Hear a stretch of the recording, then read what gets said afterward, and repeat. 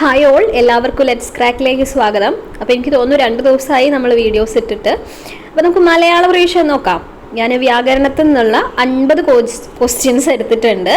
അപ്പം ഒരുവിധം നല്ല എല്ലാ പോയിന്റ്സിലൂടെ ഞാൻ പോയിട്ടുണ്ടെന്നാണ് ഞാൻ വിശ്വസിക്കുന്നത്. അപ്പോൾ നമുക്ക് നോക്കാം. ഓക്കെ, നിങ്ങൾക്ക് നല്ലൊരു റിവിഷൻ തന്നെ ആയിരിക്കും കേട്ടോ. എല്ലാവരും സീരിയസ് ആയിട്ട് തന്നെ അറ്റൻഡ് ചെയ്യാൻ ശ്രമിക്കണേ. ഫസ്റ്റ് ക്വസ്റ്റ്യൻ, മലയാള ഭാഷയിൽ ഇല്ലാത്ത വചനം ഏതാണ്? അപ്പോൾ മലയാള ഭാഷയിൽ നമുക്ക് വചനം പഠിക്കാനുണ്ട്. നമ്മൾ ഏകവചനം, ബഹുവചനം, പൂജക ബഹുവചനമൊക്കെ നമ്മൾ പഠിച്ചിട്ടുണ്ട്. ദ്വിവചനം മലയാള ഭാഷയിൽ ഇല്ലാത്ത വചനമാണ് കേട്ടോ, ദ്വിവചനം. ഓക്കെ, അപ്പം നിങ്ങൾ ആൻസർ ചെയ്യണമെങ്കിൽ ഞാൻ എപ്പോഴും പറയുന്ന പോലെ പോസ് ചെയ്തിട്ട് ആൻസർ ചെയ്താൽ മതി. കാരണം എന്താ വെച്ചാൽ ക്വസ്റ്റ്യൻ വായിച്ച് ഉടനെ തന്നെ ഞാൻ ആൻസർ പറയുന്നുണ്ട്. ഓക്കെ, നിങ്ങൾക്ക് ഇനി എന്താ പറയുക കിട്ടുമല്ലോ. നിങ്ങൾക്ക് പോസ് ചെയ്തിട്ട് ആൻസർ ചെയ്യാൻ ശ്രമിച്ചാൽ മതി കേട്ടോ. രണ്ടാമത്തെ ക്വസ്റ്റ്യൻ, പൂജക ബഹുവചനത്തിന് ഉദാഹരണം ഏതാണ് പൂജക ബഹുവചനം? അപ്പോൾ ഈ 4 എണ്ണത്തിൽ ഒന്ന് ഒറ്റപ്പെട്ട് നിൽക്കുന്നുണ്ടാവും. അപ്പോൾ തന്നെ നമുക്ക് മനസ്സിലാവും. സ്വാമികൾ, അധ്യാപകർ, വിദ്യാർത്ഥികൾ, കുട്ടികൾ. അപ്പോൾ അതിൽ നിന്ന് നമുക്ക് കിട്ടി എന്താണ്? സ്വാമികൾ എന്ന് പറഞ്ഞു കഴിഞ്ഞാൽ എന്താണത്? പൂജക ബഹുവചനമാണ് അല്ലേ. പൂജക ബഹുവചനം എന്ന് പറഞ്ഞാൽ എന്താ? രൂപം കൊണ്ട് ബഹുവചനവും പക്ഷെ അർത്ഥം കൊണ്ട് എന്തായിരിക്കും? ഏകവചനവും ആയിരിക്കും. അതാണ് പൂജക ബഹുവചന രൂപം എന്ന് പറയുന്നത്. ഓക്കെ, അപ്പൊ ബഹുമാന സൂചകമായിട്ടാണല്ലോ നമ്മൾ ഈ സ്വാമികൾ എന്നൊക്കെ പറയുന്നത് അല്ലേ. അതേപോലെ ഭാഗവതർ എന്നൊക്കെ പറയില്ലേ, തങ്ങൾ എന്നൊക്കെ നമ്മൾ പറയുന്നത് എന്താണ്? ബഹുമാന സൂചകമായിട്ട് ഈ ബഹുവചന രൂപത്തിന്റെ എന്താണ് അർകൾ എന്നൊക്കെ നിങ്ങൾക്ക് കാണാൻ കഴിയും. പക്ഷെ അതെന്താണ്? ഏകവചനാണ്. ഞാൻ പറഞ്ഞത് മനസ്സിലായിട്ടുണ്ടല്ലോ അല്ലേ. ഓക്കെ, ഏകവചനം ആണ് പക്ഷെ രൂപം കൊണ്ട് ബഹുവചനം അല്ലേ. നമ്മൾ ബഹുവചനത്തിലല്ലേ ഈ അർ കൾ എന്നൊക്കെ നമ്മൾ പ്രത്യയങ്ങൾ ചേർക്കാറുള്ളത്. ഓക്കെ, അതും ഇവിടെ നിങ്ങൾക്ക് കാണാൻ കഴിയും. ശരിയാണ്. അടുത്തത്, മലയാളത്തിലെ ഏകവചന പ്രത്യയം ഏതാണ്? ഏകവചന പ്രത്യയം ഏത്? ഇപ്പം ഞാൻ പറഞ്ഞ അർ, മാർ, കൾ ഇതൊക്കെ ബഹുവചന പ്രത്യയങ്ങളാണ്. അതുകൊണ്ട് ഇതിലൊന്നും തന്നെ ഏകവചന പ്രത്യയം അല്ല. അതുകൊണ്ട് ഓപ്ഷൻ ഡി ആണ് ആൻസർ വരിക. ഓക്കെ, നാലാമത്തെ ക്വസ്റ്റ്യൻ, അലിംഗ ബഹുവചനത്തിന് ഉദാഹരണം. അടുത്തത് പഠിക്കുന്നു അലിംഗ ബഹുവചനം. വായിച്ചു നോക്കൂ. മിടുക്കർ, നമ്പൂതിരിമാർ, അധ്യാപകന്മാർ, വേടന്മാർ. അതിൽ ഇതൊക്കെ നമുക്ക് ലിംഗം മനസ്സിലാവുന്നുണ്ട്. പക്ഷെ മിടുക്കർ എന്ന് പറയുമ്പം അതിൽ സ്ത്രീയും പുരുഷനും ഉൾപ്പെട്ടു അല്ലേ. അപ്പൊ നമുക്ക് എന്ത് ചെയ്യാൻ കഴിയുന്നില്ല? ലിംഗഭേദം പെട്ടെന്ന് തിരിച്ചറിയാൻ കഴിയുന്നില്ല. രണ്ടുപേരും അതിനകത്ത് ഉണ്ടാവുകയും ചെയ്യും. ഓക്കെ, പുല്ലിംഗോ സ്ത്രീലിംഗോ. മിടുക്കർ എന്ന് പറയുമ്പം മിടുക്കുകളും ഉണ്ടാവും, മിടുക്കന്മാരും ഉണ്ടാവും. അതിനെ ചേർത്താണ് നമ്മൾ മിടുക്കർ എന്ന് പറയുന്നത്. അതുകൊണ്ട് നമ്മുടെ ആൻസർ ഏതാണ്? ഓപ്ഷൻ എ ആണ്, മിടുക്കർ എന്നുള്ളതാണ് ആൻസർ വരിക. എനിക്ക് മലയാളം ഡീപ്പായിട്ട് അറിയുന്ന ഒരാളല്ല ഞാൻ. അതായത് മലയാളം എൻ്റെ ലാംഗ്വേജ് അല്ല. മീൻസ് ഗ്രാമർ ഒന്നും പറഞ്ഞു തരാനൊന്നും എനിക്ക് അറിയില്ല. എങ്കിലും ഞാൻ പറയുന്നതിൽ എന്തെങ്കിലും തെറ്റുകൾ ഉണ്ടെങ്കിൽ നിങ്ങളൊന്ന് കമൻറ്റ് ചെയ്ത് അറിയിക്കണേ. എനിക്ക് അറിയാവുന്നതാണ് ഞാൻ നിങ്ങൾക്ക് പറഞ്ഞു തരുന്നത്. ഓക്കെ, അഞ്ചാമത്തെ ക്വസ്റ്റ്യൻ, കേരളീയർ എന്ന പദം ഏത് വിഭാഗത്തിൽ പെടുന്നു? എന്താണ് കേരളീയ? ഇപ്പൊ ക്വസ്റ്റ്യൻ കാണാലോ. ഓക്കെ, കേരളീയർ എന്ന പദം ഏത് വിഭാഗത്തിൽ പെടുന്നു? ഇപ്പൊ നമ്മൾ അലിംഗം, പുല്ലിംഗം, നപുംസകലിംഗ ബഹുവചനം ഇവയെല്ലാം ഏതാണ് വരിക? അലിംഗമാണ് വരിക. ഇപ്പൊ നമ്മൾ പഠിച്ചില്ലേ അലിംഗം എന്താണ്? നാമത്തിന്റെ ലിംഗഭേദം തിരിച്ചറിയാൻ കഴിയാത്തതാണ് അലിംഗ ബഹുവചനം. അപ്പൊ കേരളീയർ എന്ന് പറയുമ്പോൾ നമുക്ക് അതിനകത്ത് നിന്ന് തിരിച്ചറിയാൻ കഴിയുന്നില്ല അല്ലേ. അതുകൊണ്ട് അലിംഗ ബഹുവചനം. ഒരേ സാധനം തന്നെ 1-2 തവണ കേൾക്കുമ്പം നിങ്ങളുടെ മനസ്സിൽ പതിഞ്ഞോളും. അതുകൊണ്ടാണ് വീണ്ടും വീണ്ടും പറയുന്നത്. ആറാമത്തെ ക്വസ്റ്റ്യൻ, ബഹുവചന രൂപം അല്ലാത്തത് ഏത്? മക്കൾ, കുഞ്ഞുങ്ങൾ, ആണുങ്ങൾ, പെങ്ങൾ. വായിക്കുമ്പോൾ ഒരേപോലെ വായിച്ചു പോവും. പക്ഷേ പെങ്ങൾ എന്ന് പറഞ്ഞു കഴിഞ്ഞാൽ ബഹുവചന രൂപമാണോ? അല്ല അല്ലേ. ഓക്കെ, അപ്പോൾ ഓപ്ഷൻ ഡി ആണ് വരിക. ഏഴാമത്തെ ക്വസ്റ്റ്യൻ നോക്കൂ, സലിംഗ ബഹുവചനം ഏതാണ്? ഞാൻ ഓപ്ഷൻ സിയും ഡി ഒന്നും ഇട്ടിട്ടില്ല, കാരണം ഇതിൽ തന്നെ ആൻസർ ഉണ്ട് കേട്ടോ. അതുകൊണ്ടാണ്. സലിംഗ ബഹുവചനം ഏതാണ്? എ ആണ് വരിക. വിദ്യാർത്ഥിനികൾ. വിദ്യാർത്ഥികൾ എന്ന് വായിച്ചു പോകരുത് പെട്ടെന്ന്, വിദ്യാർത്ഥിനികൾ എന്ന് പറഞ്ഞിട്ടുണ്ട്.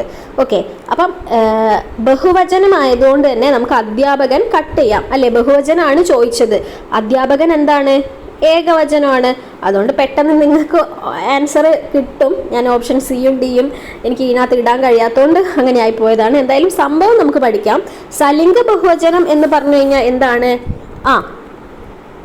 നാമം പുല്ലിംഗമോ സ്ത്രീലിംഗമോ ഒക്കെ ആയിട്ട് നമുക്ക് തിരിച്ചറിയാൻ കഴിയുന്ന വചനമാണ് സലിംഗ ബഹുവചനം എന്ന് പറയുന്നത്. ഓക്കെ, അപ്പോൾ വിദ്യാർത്ഥിനികൾ എന്ന് പറഞ്ഞു കഴിഞ്ഞാൽ നമുക്ക് അതിനകത്ത് നിന്ന് ലിംഗം മനസ്സിലാക്കാനായിട്ട് കഴിയുന്നുണ്ട്. ശരിയാണ്.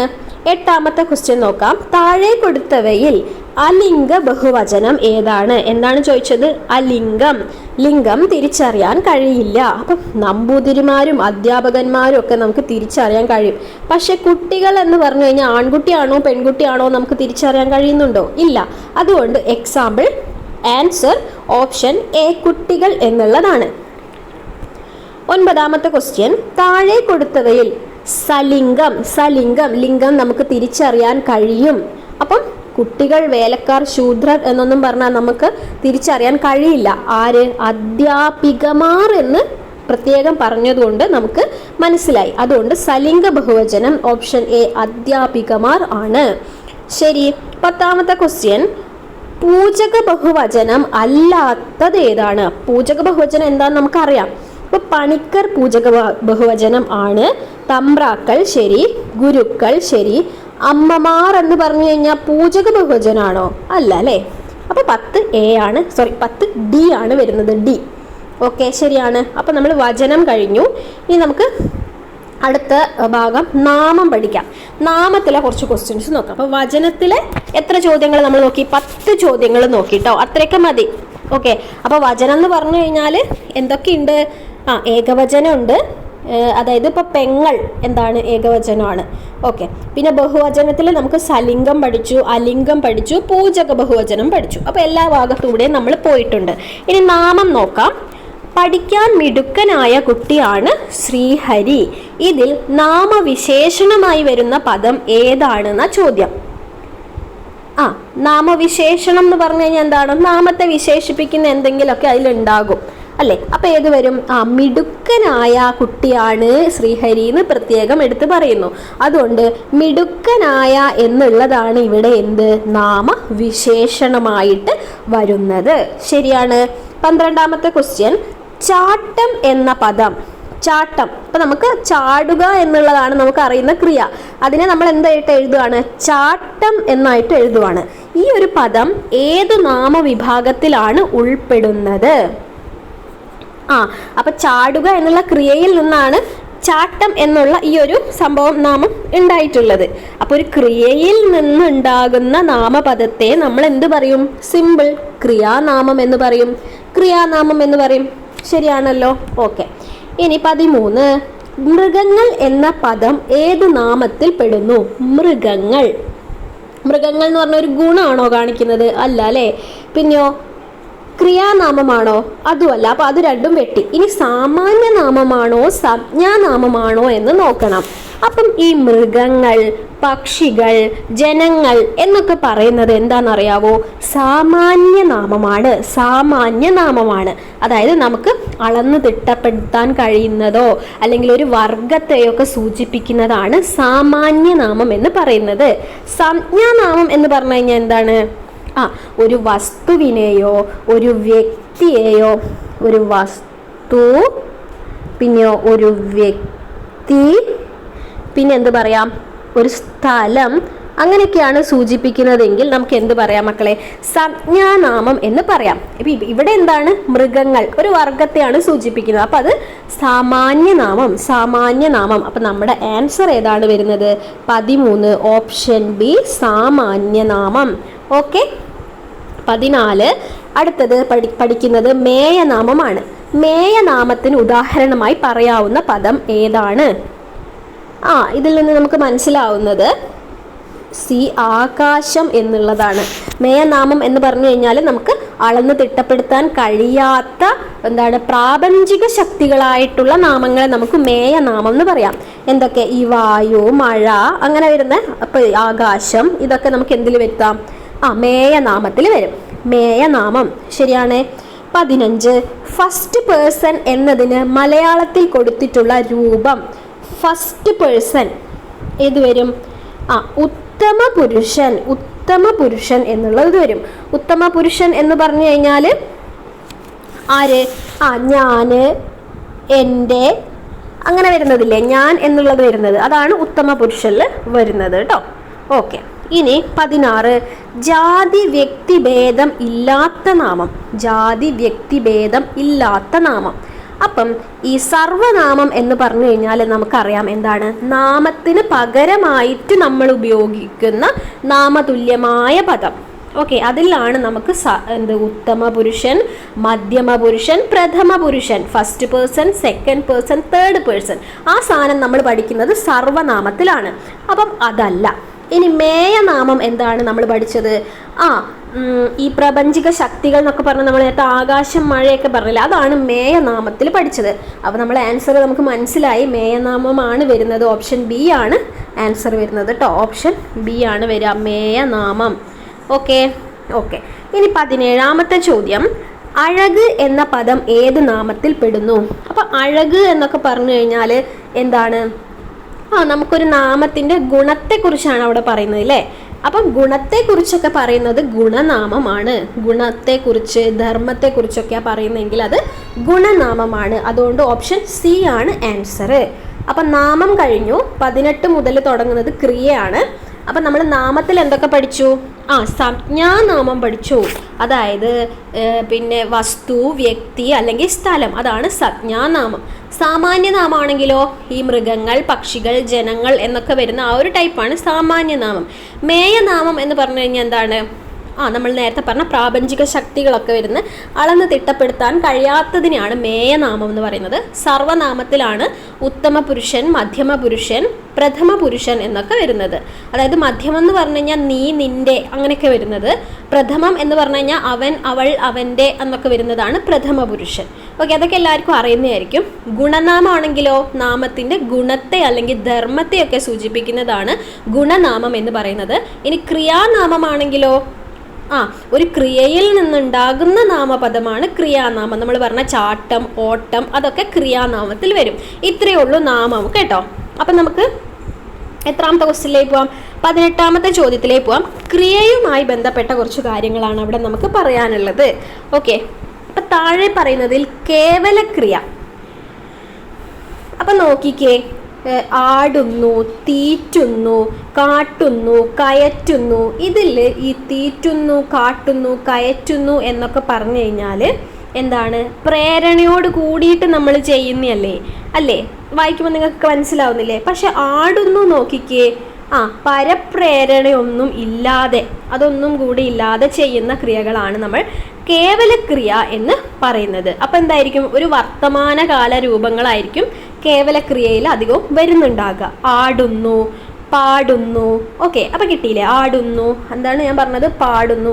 ഓക്കെ, ഇതൊക്കെ എന്തിൽ വരുന്നു? ഉറങ്ങുന്നു, നടക്കുന്നു, അങ്ങനെയൊക്കെയുള്ളത് എന്താണ്? നമുക്ക് പരപ്രേരണയൊന്നും കൂടി ഇല്ലാതെ ചെയ്യാൻ കഴിയുന്ന ക്രിയകളാണ്. അതാണ് കേവലക്രിയയിൽ വരിക. ശരി. അപ്പം 19 പ്രയോജിക ക്രിയയ്ക്ക് ഉദാഹരണം. എന്താണ് പ്രയോജിക ക്രിയ? പ്രയോജിക ക്രിയ എന്ന് പറഞ്ഞു കഴിഞ്ഞാൽ എന്തായിരിക്കും? പരപ്രേരണയോട് കൂടി ചെയ്യുന്നതായിരിക്കും പ്രയോജിക. അപ്പം തീറ്റുക, അതെ, നമുക്ക് പരപ്രേരണ വേണം. കളിക്കുക വേണോ? വേണ്ട. തിളയ്ക്കുക വേണ്ട. ഒളിക്കുക വേണ്ട. അപ്പം നമുക്ക് ആൻസർ നമുക്ക് ആദ്യം തന്നെ കിട്ടിയിട്ടുണ്ട്. എന്നാലും ബാക്കിയുള്ളത് കൂടി പറഞ്ഞു തന്നതാണ്. തീറ്റുക, പരപ്രേരണയോട് കൂടി നമ്മൾ ചെയ്യുന്നതാണ് പ്രയോജിക എന്ന് പറയുന്നത്. അപ്പം എന്താണ്? എഴുതിപ്പിക്കുന്നു, പഠിപ്പിക്കുന്നു, അങ്ങനെയൊക്കെയുള്ളത് പറയിക്കുന്നു കേട്ടോ. എഴുതിപ്പിക്കുന്നു, പഠിപ്പിക്കുന്നു ഒക്കെ എനിക്കത് ഇതിൽ വരുമോയെന്ന് വലിയൊരു ഡൗട്ടുണ്ട്, സോറി കേട്ടോ. അപ്പം എഴുതിപ്പിക്കുന്നു, കേൾപ്പിക്കുന്നു, അങ്ങനെയൊക്കെ ഉള്ളത് എന്താണ്? പരപ്രേരണയോട് കൂടി നമ്മൾ ചെയ്യുന്ന ക്രിയകളാണ്. അതുകൊണ്ട് അത് പ്രയോജിക ക്രിയയ്ക്ക് ഉദാഹരണമായിരിക്കും. ഇനി 20ാമത്തെ ക്വസ്റ്റ്യൻ, ഞാൻ 3 ക്വസ്റ്റ്യൻസേ ക്രിയയിൽ നിന്ന് എടുത്തിട്ടുള്ളൂ കേട്ടോ. താഴെ പറയുന്നവയിൽ സകർമ്മക ക്രിയ അല്ലാത്തതേത്? സകർമ്മകം എന്ന് പറഞ്ഞാൽ എന്താ? നമുക്ക് ആരെ, എന്തിനെ, ഈ ചോദ്യങ്ങളൊക്കെ ചോദിക്കുന്ന സമയത്ത് ഉത്തരം ലഭിച്ചാൽ അത് സകർമ്മക ക്രിയ. അപ്പൊ കൊല്ലുക, നമുക്ക് ആ ചോദ്യങ്ങൾ ചോദിച്ചു നോക്കിക്കേ, കിട്ടുമോ? കിട്ടും. കടിക്കുക, അതും കിട്ടും. അടിക്കുക കിട്ടും. കുളിക്കുക എന്ന് ചോദിച്ചു കഴിഞ്ഞാൽ ഈ ഒരു ചോദ്യമൊന്നും ചോദിച്ചാൽ നമുക്ക് അതിൽ നിന്ന് ആ ഉത്തരമൊന്നും കിട്ടില്ല. അപ്പം അത് സകർമ്മക ക്രിയ അല്ല. അതുകൊണ്ട് ഓപ്ഷൻ സി ആണ് വരിക. അപ്പം നിങ്ങൾ മനസ്സിലാക്കുക, സകർമ്മക ക്രിയ എന്ന് പറഞ്ഞു കഴിഞ്ഞാൽ ആരെ, എന്തിനെ എന്നീ ചോദ്യങ്ങൾ ചോദിച്ചാൽ നമുക്ക് ഉത്തരം ലഭിക്കും. അപ്പോൾ അകർമ്മക ക്രിയ എന്തായിരിക്കും? ആരെ, എന്തിനെ എന്ന ചോദ്യങ്ങളൊന്നും ചോദിച്ചാൽ നമുക്ക് ഉത്തരം ലഭിക്കില്ല. അത് അകർമ്മക ക്രിയ. അതായത് കിടക്കുക, ഇരിക്കുക, ഇപ്പം നമ്മൾ പറഞ്ഞ കുളിക്കുക, അതൊന്നും നമുക്ക് അങ്ങനത്തെ ഉത്തരം കിട്ടില്ല, അകർമ്മക ക്രിയ. ഇനി കേവല ക്രിയ ആണെങ്കിലോ, എഴുതുന്നു, വായിക്കുന്നു, വർത്തമാനകാല രൂപത്തിലായിരിക്കും ഉണ്ടാവുക. അത് പരപ്രേരണയൊന്നും ഇല്ലാതെ ചെയ്യുന്നതാണ് കേവലക്രിയ. പ്രയോജിക ക്രിയയാണെങ്കിലോ പരപ്രേരണയോട് കൂടി ചെയ്യുന്നതായിരിക്കും പ്രയോജക ക്രിയ എന്ന് പറയുന്നത്. ഇനി നമുക്ക് അടുത്തതിലേക്ക് പോവാം. 21ാമത്തെ ക്വസ്റ്റ്യനിലേക്ക് പോവാം. അടുത്തത് നമുക്ക് വിഭക്തിയിൽ നിന്നാണ് കേട്ടോ വരുന്നത്. വിഭക്തി. ഓക്കെ, അപ്പം സംയോജിക വിഭക്തിക്ക് ഉദാഹരണം ഏതാണ്? അപ്പം ഏത് പ്രത്യയം എന്ന് പഠിച്ചു കഴിഞ്ഞാൽ നമുക്ക് ഈ വിഭക്തികളൊക്കെ പെട്ടെന്ന് മനസ്സിലാക്കാൻ കഴിയും അല്ലേ? അപ്പം സംയോജിക എന്ന് പറഞ്ഞു കഴിഞ്ഞാൽ ഏതാണ് വരിക? ഓട് എന്നുള്ളതാണ് വരിക. അപ്പോൾ ഇവിടെ ഓട് വരുന്നത് എവിടെ? ഇതാ അമ്മയോട് എന്നാണ് പറയുന്നത്. 21 ഓപ്ഷൻ ബി, അമ്മയോട് എന്നുള്ളതാണ് സംയോജിക വിഭക്തിക്ക് ഉദാഹരണം. ശരിയാണേ? ഓക്കെ. 22 എ എന്ന പ്രത്യയം വരുന്ന ഏത് വിഭക്തിയിലാണ് എ എന്ന പ്രത്യയം വരുന്നത്? പ്രതിഗ്രാഹികയാണ്, പ്രതിഗ്രാഹിക. ഓക്കെ. 23 അമ്മ കട്ടിലിൽ ഇരുന്നു. ഇതിലെ വിഭക്തി കണ്ടുപിടിക്കണം. അപ്പം നമുക്ക് കട്ടിലിൽ ഇൽ എന്നുണ്ട്. അപ്പം നമുക്ക് ഏത് വിഭക്തിയാണെന്ന് കിട്ടും. ഏതാണ്? ആധാരികയാണ്. ആധാരികയിൽ ഇല്ലും കല്ലുമുണ്ട് അല്ലേ? ഇല്ലും കല്ലുമുണ്ട്. ഓക്കെ. 24 ഞാൻ അവനോട് പറഞ്ഞു. അടിവരയിട്ട പദം ഏത് വിഭക്തിയെ സൂചിപ്പിക്കുന്നു? ഓപ്ഷൻ സിയും ഡിയും നിങ്ങൾക്ക് കാണാൻ കഴിയില്ല, കാരണം എയിലും ബിയിലും തന്നെ ആൻസർ ഉള്ളതുകൊണ്ട് ഞാൻ സിയും ഡിയും ഇട്ടില്ല. അപ്പോൾ അവനോട് എന്ന് പറഞ്ഞിട്ടുണ്ടെങ്കിൽ എന്താണ്? പ്രതിഗ്രാഹിക ഏതാ? എ ആണ്. സംയോജിക ഏതാണ്? ഓടാണ്. അപ്പോൾ നമുക്ക് ആൻസർ കിട്ടിയില്ലേ? ഓപ്ഷൻ എ ആണ് ആൻസർ വരിക. ഓക്കെ. 25 കൽ എന്ന പ്രത്യയം ഏത് വിഭക്തിയുടേതാണ്? കല്ല് ഞാനിപ്പോൾ പറഞ്ഞു, ഏത്? ഇല്ല്, അതേപോലെ കല്ല് ഒക്കെ ഏതിലാണ് വരിക? ആധാരികയിലാണ് വരിക. ഓപ്ഷൻ ബി ആണ് ആൻസർ വരുന്നത്. 26 സിംഹം ഒരു മൃഗമാകുകയാൽ എന്ന വാക്യത്തിൽ അടങ്ങിയിരിക്കുന്ന വിഭക്തി ആൽ എന്നുള്ളതാണ് അല്ലേ? നമുക്ക് അതിനകത്ത് നിന്ന് മനസ്സിലാവുന്നത് എന്താണ്? ആൽ എന്നുള്ളത് ഏതിൽ വരും? ഓപ്ഷൻ സിയിലെ പ്രയോജികയാണ് വരിക. പ്രയോജിക, പ്രയോജിക. ഓക്കെ. 27 തൊട്ട് അടുത്ത ഗ്രാമർ പോർഷനാണ്. അപ്പം നമ്മൾ ഇത്ര നേരം പറഞ്ഞത് വിഭക്തി ആയിരുന്നു. വിഭക്തിയിൽ നമുക്കറിയാം ആദ്യം വരുന്നത് ഏതാണ്? 26 വരെയാണ് നമ്മൾ വിഭക്തി പറഞ്ഞത്. ആദ്യം വരുന്നത് നമുക്കറിയാം നിർദ്ദേശികയാണ്. നിർദ്ദേശികയിൽ ഏത് വരും? നിർദ്ദേശികയിൽ ഏത് പ്രത്യയം വരും? വിഭക്തി പ്രത്യയത്തിൻ്റെ ഒന്നും ആവശ്യമില്ലാതെ തന്നെ അർത്ഥം ലഭിക്കുന്ന വാക്യങ്ങളാണ് ഈ നിർദ്ദേശികയിൽ വരിക. അതായത് പഠിച്ചു, പിന്നെ വിരിഞ്ഞു, വന്നു എന്നൊക്കെ പറയുന്നത് നിർദ്ദേശികയിൽ വരും. ഓക്കെ. അതായത് അങ്ങനെയല്ല, കുട്ടികൾ പഠിച്ചു. അപ്പോൾ അവിടെ എന്താണ്? അവിടെ നമുക്ക് അർത്ഥം കിട്ടുന്നുണ്ടല്ലേ? കുട്ടികൾ പഠിച്ചു എന്നുള്ളതിൽ തന്നെ കിട്ടും. അപ്പോൾ അവിടെ പ്രത്യേകിച്ച് വിഭക്തി പ്രത്യയത്തിൻ്റെ ആവശ്യമൊന്നും ഇല്ലെങ്കിൽ അത് നിർദ്ദേശിക, അത്രയും മനസ്സിലാക്കി വെക്കുക. അതാണ് ഒന്നാമത്തത്. രണ്ടാമത്തത് പ്രതിഗ്രാഹിക. പ്രതിഗ്രാഹിക എന്ന് പറയുന്ന സമയത്ത് ഏതാണ് പ്രത്യയം? എ ആണ് പ്രത്യയം വരിക. എ ആണ് പ്രത്യയം വരിക. ഇതിലൊന്ന് ചെറുതാക്കി എഴുതാൻ എനിക്ക് കഴിഞ്ഞിരുന്നെങ്കിൽ, ഇതിപ്പോൾ ഫോണിൽ നമ്മൾ കൈകൊണ്ട് എഴുതുന്നുണ്ടാട്ടോ ഇങ്ങനെ വലുതായിട്ട് കാണുന്നത്, ഇല്ലേ നമുക്ക് ചെറുതാക്കി എഴുതായിരുന്നു. ഇനി സംയോജികയാണെങ്കിലോ? സംയോജിക ആണെങ്കിൽ ഓട് വരും അല്ലേ? ഓട് വരും, ഓട് വരും. ഇനി നാലാമത്തത് ഉദ്ദേശിക. ഉദ്ദേശികയാണെങ്കിൽ എന്തൊക്കെയാ വരിക? ക്ക്, ന്, വരും. ക്ക്, ന്, വരും. ഓക്കെ. അപ്പം 4 പഠിച്ചു. നിർദ്ദേശിക പ്രത്യയമൊന്നും ആവശ്യമില്ല. പ്രതിഗ്രാഹിക എ ആണ്. സംയോജിക ഓടാണ്. ഉദ്ദേശിക ക്ക്, ന്, ആണ് വരുന്നത്. പിന്നെ പ്രയോജികയാണെങ്കിലോ? പ്രയോജികയാണെങ്കിൽ ആലാണ് വരിക, ആല്. ഓക്കെ. ഇനി സംബന്ധിക വരുവാണെങ്കിൽ ഇൻ്റെ അതേപോലെ ഉടയൊക്കെയാണ് സംബന്ധിക വരിക. ഇനി അടുത്തത് ലാസ്റ്റ് വൺ ആധാരിക വന്നു കഴിഞ്ഞാൽ നമ്മൾ പഠിച്ചു ഇല്ല്, കല്ല്. ഓക്കെ, ഇത്രയാണ് പ്രയാജിക, ആല്, സംബന്ധിക, ഇൻ്റെ, ഉടെ, ആധാരിക, ഇൽ, കൽ. അപ്പം ഈ വിഭക്തി പ്രത്യയങ്ങൾ ഓർത്തിരിക്കാൻ നമുക്ക് ഇങ്ങനെ ഒരു കോഡില്ലേ, എല്ലാവർക്കും അറിയാം. നിപ്രസം, ഉപ്രസം, ഇതെന്താ സാധനം? നിർദ്ദേശിക, പ്രതിഗ്രാഹിക, സംയോജിക, ഉദ്ദേശിക, പ്രയോജിക, സംബന്ധിക, ആധാരിക. ഏതൊക്കെയാണ് വിഭക്തി പ്രത്യയങ്ങൾ എന്നുള്ളത് മനസ്സിലാക്കാൻ വേണ്ടിയിട്ടാട്ടോ. ഓക്കെ, അപ്പോൾ ശരി, നമുക്ക് ഇങ്ങനെ പറഞ്ഞുകൊണ്ടിരുന്നാൽ കഴിയില്ല ക്വസ്റ്റ്യൻസ്. 27ാമത്തെ ക്വസ്റ്റ്യനിലേക്ക് പോവാം. ആ വെളുത്ത പുഷ്പം എത്ര മനോഹരം, അടിവരയിട്ട പദം ഏത് വിഭാഗത്തിൽ പെടുന്നു? അപ്പോൾ നമ്മൾ വിശേഷണത്തിലേക്ക് കടന്നു കേട്ടോ. വിശേഷണം അഥവാ നമ്മൾ എന്താണ് പറയുക, ഭേദകം എന്ന് പഠിച്ചിട്ടുണ്ടാവും. ഓക്കെ, അതിലേക്ക് കടന്നു. അപ്പം വെളുത്ത എന്ന് പറയുന്നുണ്ട്. അപ്പം നമുക്കൊരു നാമത്തെ എന്താണ് മറ്റൊന്നിൽ നിന്ന് വേർതിരിച്ച് കാണിക്കുന്നതിനായിട്ട് നമ്മൾ ഉപയോഗിക്കുന്ന വ്യാകരണ രൂപമാണ് ഈ വിശേഷണം അല്ലെങ്കിൽ ഭേദകം എന്ന് പറയുന്നത്. അപ്പോൾ ഒരു വിശേഷണം ഉണ്ടാവും അല്ലേ, ആ പുഷ്പത്തിനെ വിശേഷിപ്പിച്ചതാണ് വെളുത്ത പുഷ്പം എന്ന് പറയുന്നത്. അപ്പോൾ അത് ഏതിൽ വരുന്നതാണ്? ഭേദകത്തിൽ വരുന്നതാണ്. ഭേദകം അഥവാ വിശേഷണം. അപ്പം 27 ഓപ്ഷൻ എ. ഇനി 28ാമത്തെ ക്വസ്റ്റ്യൻ, ഭേദക ശബ്ദത്തിന് ഉദാഹരണം.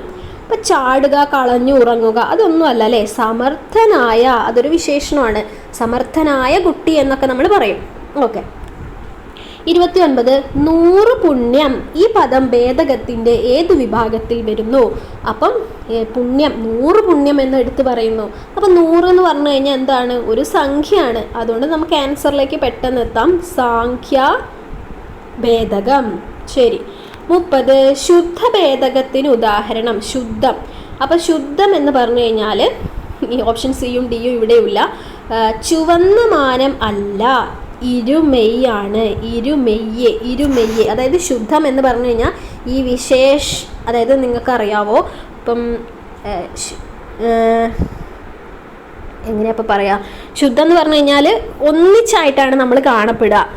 ഇപ്പം ഇരുമെയ്യ്, ഇരു പ്ലസ് മെയ്, ഇരുമെയ്യ്. അതേപോലെ നറുവെണ്ണ, പിന്നെ കാട്ടുതീ. അപ്പം കാട്ടുതീ എന്ന് പറഞ്ഞു കഴിഞ്ഞാൽ എന്താണ്? അതൊരു ശുദ്ധഭേദകമാണ്. അപ്പം വിശേഷവും വിശേഷണവും വിശേഷ്യവും. ഓക്കെ, ഈ ഒരു എക്സാമ്പിൾ എടുത്തിട്ട് പറഞ്ഞുതരാം. ചുവന്ന എന്ന് പറഞ്ഞു കഴിഞ്ഞാൽ എന്താണ്? അതിൻ്റെ വിശേഷണം ആണ്. ചുവന്ന എന്ന് പറഞ്ഞു കഴിഞ്ഞാൽ വിശേഷണവും.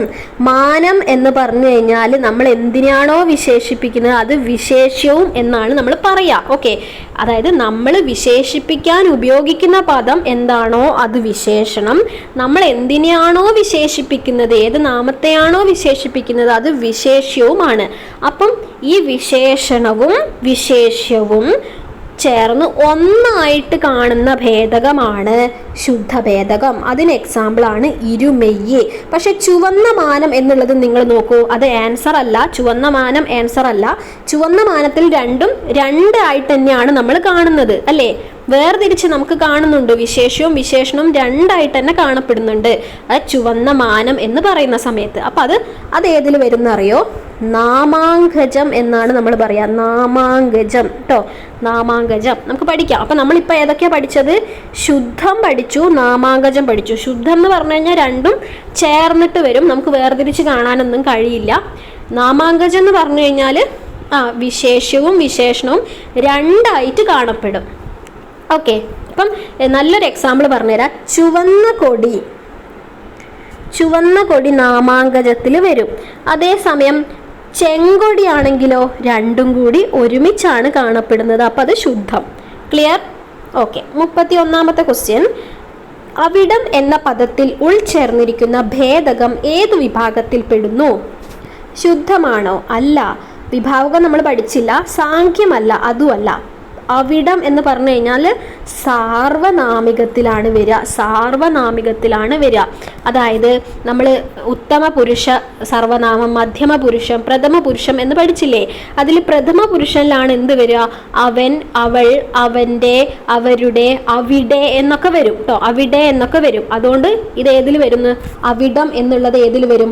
സാർവനാമികത്തിൽ വരും കേട്ടോ. സാർവനാമികം എന്നൊരു കാര്യം കൂടി നമുക്ക് പഠിക്കാനുണ്ട്.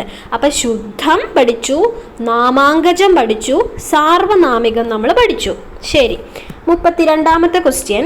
ഭംഗിയുള്ള വീട് അടിവരയിട്ട പദം ഏത് വിഭാഗത്തിൽ പെടുന്നു? അപ്പോൾ ഭംഗിയുള്ളത് എന്ന് പറഞ്ഞു കഴിഞ്ഞാൽ വിശേഷണമാണ്. അപ്പം നമുക്ക് മനസ്സിലായി 32 ഏത് വരും? ഓപ്ഷൻ സി വരും. ഏതാണ് വരിക? ഭേദകം. ഓക്കെ. 33 താഴെ കൊടുത്തിട്ടുള്ളവയിൽ പാരിമാണികം എന്ന ഭേദക വിഭാഗത്തിന് ഉദാഹരണം. അപ്പം പാരിമാണികം പഠിക്കാം. പാരിമാണികം എന്ന് പറഞ്ഞു കഴിഞ്ഞാൽ എന്താ? അവിടെ എന്തെങ്കിലും ഒരു അളവിനെ സൂചിപ്പിക്കുന്നുണ്ടാവും. അപ്പോൾ ഇവിടെ അളവിനെ സൂചിപ്പിക്കുന്ന എന്താ? കൃത്യമായിട്ട് കൊടുത്തിട്ടുള്ളത് കൊണ്ട് നമുക്ക് മനസ്സിലായി 1 കിലോ അരി അല്ലേ? അതൊരു അളവിനെയല്ലേ സൂചിപ്പിക്കുന്നേ അല്ലേ?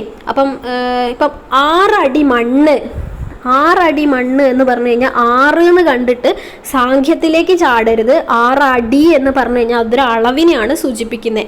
അതുകൊണ്ട് 6 അടി മണ്ണ് എന്ന് പറഞ്ഞു കഴിഞ്ഞാൽ പാരിമാണികത്തിലാണ് വരിക. ഓക്കെ. അപ്പം 33 വരെ ഏതിലുള്ളൂ? ഭേദകത്തിൽ നിന്നുള്ള ക്വസ്റ്റ്യൻസ് ഞാൻ എടുത്തിട്ടുള്ളൂ. അപ്പം നമ്മൾ പഠിച്ചത് ശുദ്ധമാണ്. ശുദ്ധം എന്ന് പറഞ്ഞു കഴിഞ്ഞാൽ രണ്ടും ഒന്നിച്ചാണ് കാണപ്പെടുക, ശുദ്ധം. ഇനി സാഖ്യം എന്ന് പറഞ്ഞു കഴിഞ്ഞാൽ അതിലെന്തായിരിക്കും? ഒരു സംഖ്യ ഉണ്ടാവും അല്ലേ? കവിത്രയം, പിന്നെ ലക്ഷാർച്ചന, അല്ലെങ്കിൽ ദശാവതാരം എന്നൊക്കെ പറഞ്ഞു കഴിഞ്ഞാൽ അതിൽ സംഖ്യകളുണ്ട്.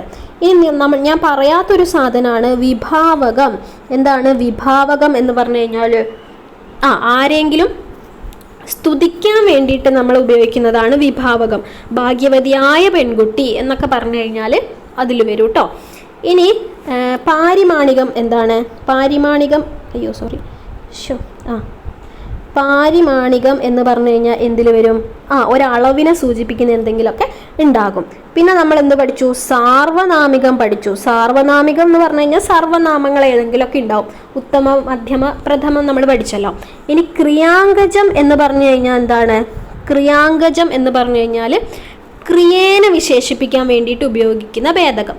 അതായത് ഇപ്പം വേഗത്തിൽ ഓടി, അപ്പോൾ ഓടുക എന്നുള്ള ക്രിയേനെ വിശേഷിപ്പിച്ചതാണ് വേഗത്തിൽ എന്നുള്ളത് കൊണ്ട് അല്ലേ? അപ്പോൾ വേഗത്തിൽ ഓടി, അല്ലെങ്കിൽ പൊട്ടിക്കരഞ്ഞു, ഉറക്കെ ചിരിച്ചു എന്നൊക്കെ നമ്മൾ പറയില്ലേ? അതൊക്കെ എന്താണ്? ക്രിയയെ വിശേഷിപ്പിക്കാനാണ്. അതുകൊണ്ട് ക്രിയാങ്കജമാണ്. ഇനി ലാസ്റ്റ് പഠിച്ചത് നാമാങ്കജമാണ്. നാമാങ്കജം എന്താണ്? രണ്ടും വേർതിരിച്ച് നമുക്ക് കാണാൻ കഴിയും. ശരിയാണേ? ഇത്രയേ ഉള്ളൂ. പിന്നെ കൂടുതൽ പറഞ്ഞാൽ നമ്മുടെ സമയം ഇങ്ങനെ പോവും. ഇത് റിവിഷൻ ആയതുകൊണ്ട് ഞാൻ അധികം ഡീറ്റെയിൽ ആയിട്ട് പറയുന്നില്ല. ഇപ്പം തന്നെ 30 മിനിറ്റ് ആവാനായി. ഓക്കെ. ഇനി നമ്മൾ നോക്കാൻ പോകുന്നത് തദ്ധിതത്തിൽ നിന്നുള്ള 3 ചോദ്യങ്ങളാണ്. തദ്ധിതം. ഓക്കെ. അതായത് നമുക്ക് ഒരു നാമത്തിൽ നിന്നോ നാമവിശേഷണത്തിൽ നിന്നോ പുതിയ ഒരു നാമം ഉണ്ടാക്കിയെടുക്കുന്നതിനെയാണ് നമ്മൾ തദ്ധിതം എന്ന് പറയുന്നത്. അതിൽ 4 എണ്ണം പഠിക്കാനുണ്ട്. നമുക്ക് നോക്കാം. മൂപ്പൻ എന്ന പദം ഏതു വിഭാഗത്തിലാണ് പെടുന്നത്? അപ്പം നമുക്ക് ഇപ്പം അത് എനിക്കൊരു മണ്ടത്തരം പറ്റിപ്പോയി, സാരമില്ല. അത് ഏത് വിഭാഗത്തിൽ പെടുന്നു? തദ്ധിതത്തിൽ പെടുന്നു അല്ലേ? ഞാൻ തദ്ധിതമാണ് ഇനി പഠിക്കാൻ പോകുന്നതെന്ന് പറഞ്ഞുപോയി. അപ്പം അത് ഏതിൽ വരുന്നു? തദ്ധിതത്തിൽ വരുന്നു. ഓക്കെ. 35 ഒന്നാമൻ എന്ന പദം ഏത് തദ്ധിത വിഭാഗത്തിലാണ് പെടുന്നത്? അപ്പം 4 എണ്ണം ഉണ്ടെന്ന് ഞാൻ പറഞ്ഞു. ആ 4 എണ്ണവും ഇവിടെ തന്നിട്ടുണ്ട്. സാർവനാമിക തദ്ധിതം എന്നുണ്ടോ എന്ന് എനിക്കറിയില്ല. 4 എണ്ണം ഉള്ളത് ഏതൊക്കെയാണെന്ന് ഞാൻ പറഞ്ഞുതരാം. തന്മാത്രാ തദ്ധിതം, തദ്വതദ്ധിതം, നാമനിർമ്മയി തദ്ധിതം, പൂരണി തദ്ധിതം. ഇതിൽ ഒന്നാമൻ എന്ന് പറഞ്ഞു കഴിഞ്ഞാൽ അത് പൂരണി തദ്ധിതത്തിലാണ് കേട്ടോ വരിക. പൂരണി തദ്ധിതത്തിലാണ് ഒന്നാമൻ. അതായത് ഒന്നാമൻ അല്ലെ രണ്ടാമൻ ഇങ്ങനെയൊക്കെ ആം, അൻ ഇതൊക്കെ ഈ സംഖ്യാവാചികളായിട്ടുള്ള ശബ്ദങ്ങളോടൊപ്പം നമ്മൾ ചേർത്ത് കഴിഞ്ഞാൽ അത് പൂരണി തദ്ധിതമായിട്ട് മാറും. ഓക്കെ. അപ്പം അടുത്തത് തദ്ധിതത്തിൽ പെടുന്നത് ഏതാണ്? മണ്ടത്തം എന്തിൽ വരുന്നതാണ്? തദ്ധിതത്തിൽ വരുന്നതാണ്. അതായത് തന്മാത്രാ തദ്ധിതത്തിൽ വരുന്നതാണത്. അപ്പം 4 എണ്ണം ഉണ്ടെന്ന് ഞാൻ പറഞ്ഞില്ലേ? തന്മാത്രയിലാണ് ഏതൊക്കെ വരിക? ഈ മണ്ടത്തരം, വിഡ്ഢിത്തം, എളിമ, തനിമ അങ്ങനെയൊക്കെ വരുന്നതാണ് തന്മാത്ര തദ്ധിതം അല്ലേ. തദ്ധിതം എന്ന് പറഞ്ഞു കഴിഞ്ഞാൽ എന്താണ്? ഈ ചതിയൻ, കൊതിയൻ അങ്ങനെയൊക്കെ പറയുന്നത് തദ്ധിതം. നാമനിർമ്മയി ആണെങ്കിൽ നമ്മൾ കേൾക്കുന്ന എന്നുള്ള ഒരു നാമം എടുത്തു കഴിഞ്ഞാൽ അവിടെ എന്താണ്? അത് അപൂർണമാണ്. കേൾക്കുന്ന എന്ന് പറഞ്ഞു കഴിഞ്ഞാൽ അപൂർണമാണ്. അതിൻ്റെ കൂടെ നമ്മൾ എന്തൊക്കെ ചേർക്കും? കേൾക്കുന്നവൻ നാക്കും അൻ ചേർത്തു, കേൾക്കുന്നവൾ നാക്കുക അൾ ചേർത്തു, കേൾക്കുന്നത് നാക്കുക അങ്ങനെയൊക്കെ ആക്കി ചേർത്താൽ അത് നാമനിർമ്മയി തദ്ധിതമാണ്. പിന്നെ ലാസ്റ്റ് പൂരണി തദ്ധിതം, നമ്മൾ നേരത്തെ പഠിച്ച ഒന്നാം, ഒന്നാമൻ, രണ്ടാമൻ അങ്ങനെയൊക്കെ ആം, അൻ എന്നൊക്കെ ചേർക്കുന്നതാണ് പൂരണി തദ്ധിതം. നിങ്ങൾക്ക് ഓൾറെഡി പഠിച്ചവർക്ക് ഇത് കേൾക്കുമ്പോൾ വലിയ ബുദ്ധിമുട്ടുണ്ടാവില്ല. അല്ലാത്തവർ കേൾക്കുമ്പോൾ ഞാൻ എന്തൊക്കെയാണ് പറയുന്നതെന്നൊക്കെ തോന്നുന്നുണ്ടാവുമായിരിക്കും, എനിക്കറിയില്ല. നിങ്ങൾക്ക് എങ്ങനെയാണ് ഇത് കിട്ടുന്നത്, മനസ്സിലാവുന്നുണ്ടോ എന്നുള്ളത് എനിക്കറിയില്ല കേട്ടോ. ഓക്കെ, നമുക്ക് എന്തായാലും ഇനി കുറച്ച് ക്വസ്റ്റ്യൻസ് കൂടി പറയാനുണ്ട്, പറഞ്ഞു നോക്കാം. ഓക്കെ, 37 താഴെ പറയുന്നവയിൽ വിധായക പ്രകാരത്തിന് ഉദാഹരണം. അപ്പം നമ്മൾ പ്രകാരത്തിലേക്ക് കടന്നു. ഒരു 5 ക്വസ്റ്റ്യൻസ് ഞാൻ എടുത്തിട്ടുണ്ട് പ്രകാരത്തിൽ നിന്ന്. വിധായകം അപ്പം നിങ്ങൾ ഇത് പഠിച്ചിട്ടുണ്ടാവും അല്ലേ. വിധായകത്തിൽ വരുന്നത് പറയണം, അണമെന്ന് വിധായകം എന്നായിരിക്കും പഠിച്ചത്. അതായത് അണം എന്ന് വരും, അണം. അപ്പം അണം എന്ന് പറയുന്നത് ഇവിടെ പറയണം എന്നുള്ളതാണ്. അതുകൊണ്ട് ഓപ്ഷൻ സി ആണ് വരുന്നത് കേട്ടോ. ഓക്കെ, അടുത്ത ക്വസ്റ്റ്യൻ 38ാമത്തെ ചോദ്യം. ഇവിടെ എല്ലാവരും സന്തോഷത്തോടെ കഴിയണം. ഈ വാക്യം ഏത് പ്രകാരം? അപ്പം അവിടെയും ഏതാണ് വന്നത്? അണം എന്നാണ് വന്നത്. അപ്പം ഏത് ആൻസർ വരും? ഓപ്ഷൻ എ വരും, വിധായക പ്രകാരം. അപ്പം വിധായകത്തിൽ അണം എന്നാണ് വരിക. 39 ആശംസക പ്രകാരത്തിന് ഉദാഹരണം. ആശംസ. അപ്പം അതിൽ ഒരു ആശംസ നമുക്ക് വേഗം തിരിച്ചറിയാൻ കഴിഞ്ഞു. അതുകൊണ്ട് 39 ഓപ്ഷൻ ബി ആണ് വരിക, വിജയീ ഭവ. 40 നിനക്ക് സന്തോഷത്തോടെ ഇവിടെ കഴിയാം. അപ്പം അവിടെ ഏതാണ് വന്നത്? ആം എന്നാണ് വന്നത് അല്ലേ.